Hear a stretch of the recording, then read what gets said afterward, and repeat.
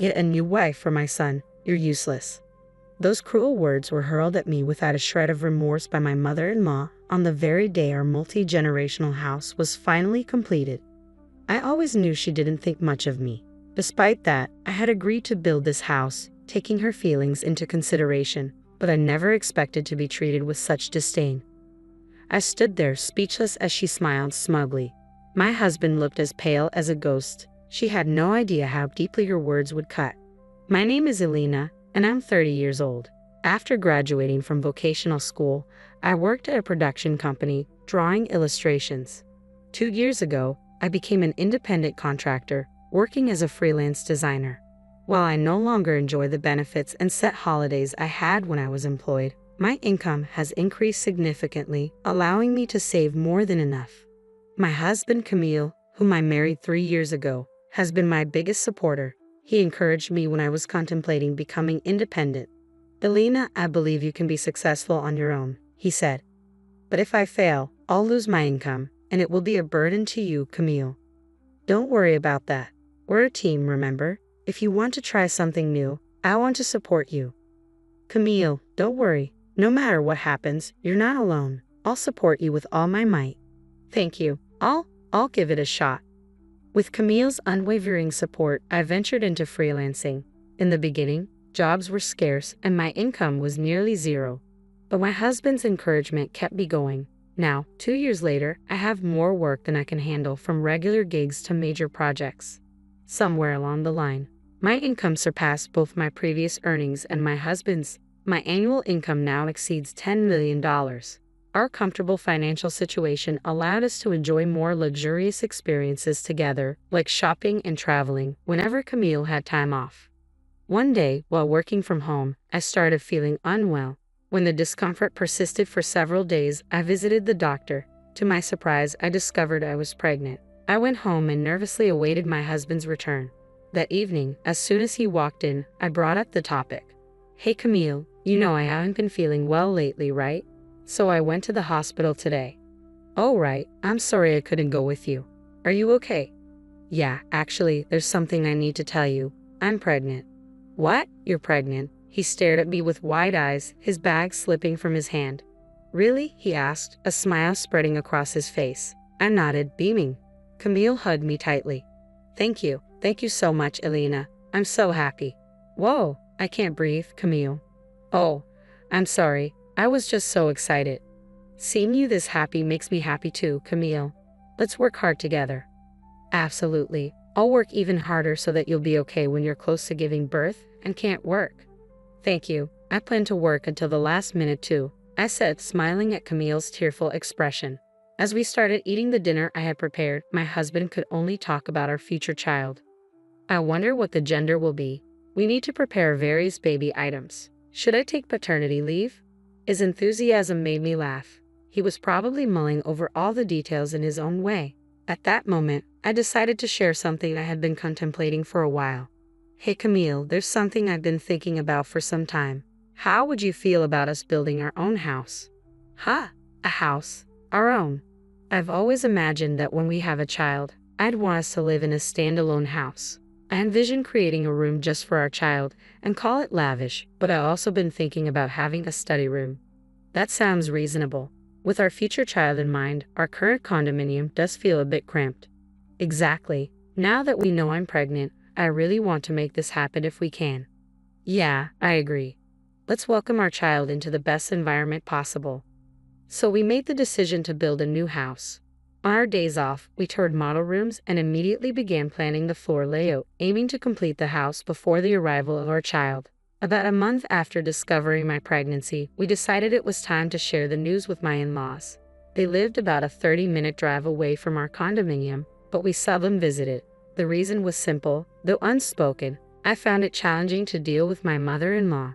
The issues began shortly after our marriage, perhaps even earlier when we visited his parents' house to announce our engagement. My mother-in-law had never been welcoming, often sporting a sullen expression. Initially, we used to visit them regularly, but she would always ask, "No children yet?" Her lack of understanding extended to my profession. She would remark, "Drawing for a living isn't a real job," whenever my husband and father-in-law were out of earshot.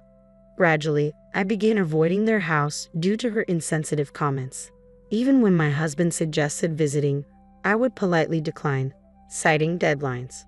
But this time, despite my reservations, I felt obligated to go, believing she might be happy if we shared our pregnancy news. So, with my husband at the wheel, we set out for my in-laws' house.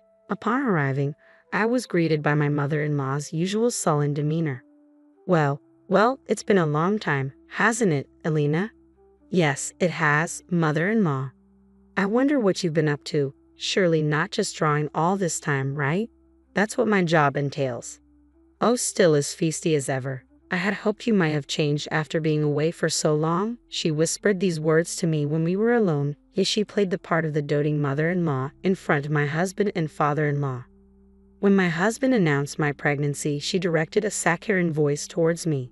Oh my Elena, congratulations. I'm truly delighted to hear I'll be seeing my first grandchild so soon. Aha, thank you. Is the baby a boy or a girl? We don't know yet, it's still too early to tell. Well, the gender doesn't matter as long as the baby is healthy. Yeah, you're absolutely right, I replied, forcing a smile to keep the atmosphere pleasant. After that, we all engaged in casual conversation, with my father-in-law joining in too. Then, amidst the light-hearted banter, my husband dropped a surprising piece of news. You know, we decided to build a new house, my husband announced. What? My mother-in-law's reaction was immediate. My ominous hunch proved correct as she responded with delight. Why not make it a two-family house? A two-family house? You mean you guys will live with us? Yes, our house is getting old. We were just debating whether to renovate or move entirely. Well, we didn't really plan to. I'm sure the child will benefit from living with grandparents, right? You agree too, don't you, Dad? My mother-in-law directed the conversation towards my father-in-law. Thrown into the discussion, my father-in-law kept his expression neutral, though there was a hint of joy as he muttered, Yeah, I guess so. Seeing his reaction, my mother-in-law turned to me, her eyes practically shouting, See? Elena, honey, Dad agrees too, so it's okay, right? She pressed. It's all so sudden. Why not? It seems more families are going nuclear these days. I'm sure we'll have a blast living together, she insisted. I hesitated, unsure how to respond. When the baby comes, working will be hard, you know. Wouldn't it be nice to have someone close by to help out with housework? My mother-in-law's suggestion gave me pause. Well, I had to admit she had a point. Balancing work and caring for a newborn would be challenging. If my mother-in-law was willing to lend a hand, it could make a significant difference. But did that mean we should live together? She seemed genuinely thrilled about the baby, which softened my reservations. Yet I found myself grappling with conflicting emotions. From then on, my mother-in-law's demeanor towards me shifted drastically. Regular texts flooded my phone. How are you feeling? If you need anything, just let me know. And other comforting messages. Perhaps the pregnancy prompted her change in attitude. Slowly, I began to let my guard down. One day, my husband posed the question, what are we going to do about the two-family house idea? As my mother-in-law's kindness grew, my perspective began to shift. Well, since your parents are so keen on the idea, maybe we should give it a try. Really? Are you sure? I thought you didn't get along with my parents.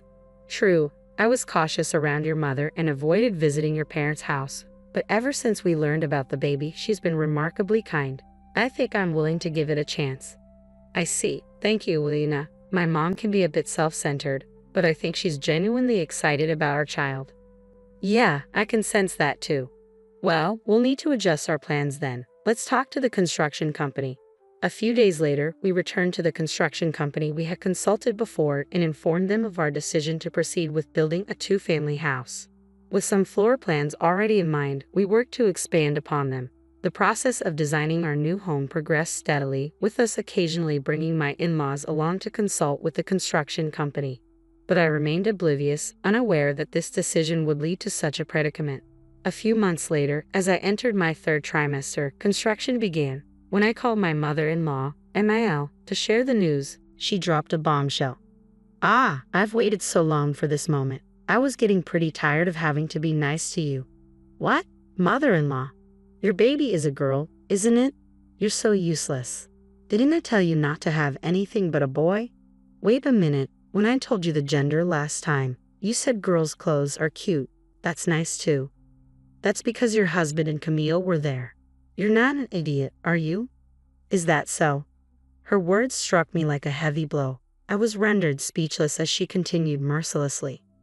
Just so you know, it's too late to regret it now. The house is already under construction. I was just pretending to get along with you to ensure we'd live in the new house. Mother-in-law. Oh, by the way, I've made quite a few arrangements. Look forward to it, all right. With that, she hung up, leaving me with the dial tone. I couldn't fathom what my mother-in-law meant by arrangements, but the realization that she hadn't changed at all hit me even harder. I wanted to confide in my husband, but I couldn't bring myself to disrupt his happiness as he joyfully anticipated the baby's arrival. I had hoped to settle the matter after giving birth and calming down by the time the house was completed. A few months later, our daughter arrived safely, and the house was finished about 6 months later. We had briefed my husband on the rough details, and we agreed to keep our interactions with my mother-in-law to a minimum while allowing her to live in the two-family house we had built. However, on the day of the handover, my mother-in-law, brimming with anticipation, said to me, "Finally, this moment has arrived, Elena. Thank you for your efforts. From now on, you're on your own. Best of luck with your job and childcare." Excuse me, mother-in-law? Not only me, but my husband and father-in-law were also left speechless. My mother-in-law, perhaps thinking that since the house was built, anything would suffice, continued to utter heartless words. "I'm sure you know I despise a bride as charmless as you. If you're aware, why not just leave with that child?" Wait a moment, what are you saying? I found a new bride for my son. Divorce your incompetent husband again, all right? I've reached out to everyone I know who has a daughter. I searched for a docile girl among them. I believe she'll be obedient and become a housewife as I desire. In that moment, something inside me shattered with a deafening crash. A new bride? You must be joking. I was considering letting bygones be bygones and allowing her to stay with us. Enough, I'm going to evict her. With unwavering determination, I confronted the smirking mother-in-law before me. You're the one who needs to leave. Mother-in-law, what? What are you talking about?